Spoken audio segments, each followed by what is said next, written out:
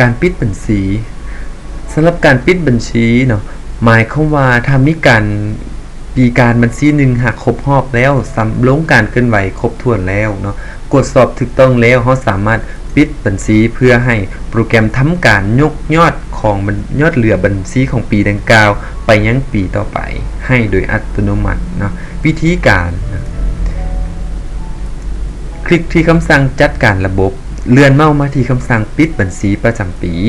นะแล้วจึงคลิกคำสั่งมาโอเค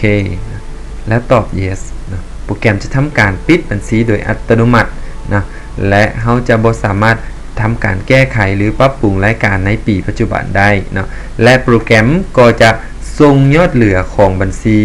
ไปยังปีต่อไปให้โดยอัตโนมัตินะท่านก็จะเห็นว่าในปีต่อมาก็จะมียอดเหลือของบัญชีดังกล่าวนี้ขึ้นมาให้